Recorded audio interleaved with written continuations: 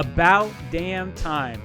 We finally hit an outright with William Byron winning the Blue Emu Maximum Pain Relief 400 at a beautiful number of 10-1.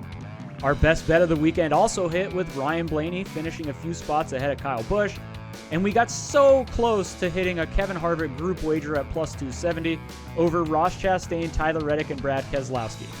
Martin Truex Jr.'s top three at plus 195 pretty much had no shot of hitting after his abysmal qualifying performance.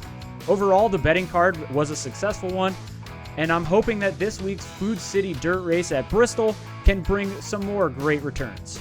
So without further ado, here is that betting card for the race at Bristol.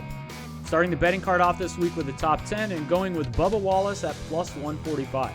Bubba started his racing career on dirt tracks and he really excelled.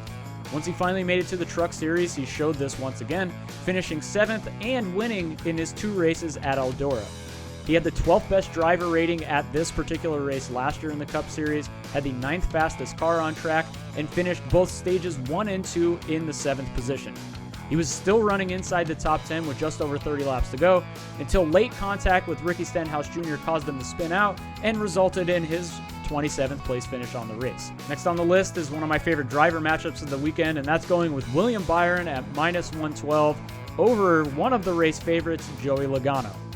Yes, Logano won this race last year, but William Byron finished 6th.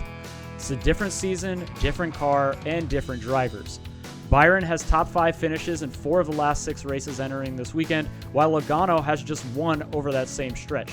Byron has also won 2 races over that stretch, while Logano has yet to really show the ability to finish off races. Moving on to the required outright pick of the race, I'm going with Chase Elliott at plus 1,000.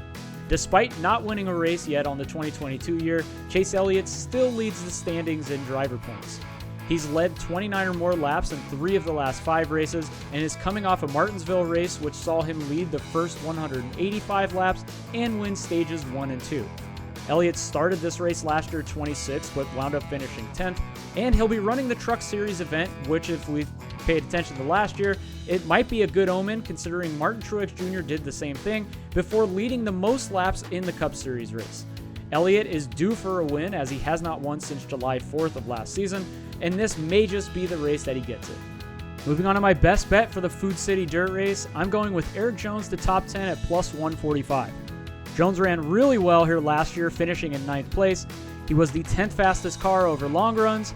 He had the 11th best driver rating during the race, and he's driving some of the best of his career entering this weekend, with 3 of his last 4 races resulting in top 15 finishes. If you want to tail or fade any of these picks, make sure you head over to FanDuel Sportsbook, where you can get your first wager risk-free up to $1,000. Good luck on all of your Food City Dirt Race wagers this weekend, and I'll catch you next week as we preview NASCAR's next Super Speedway event in Talladega.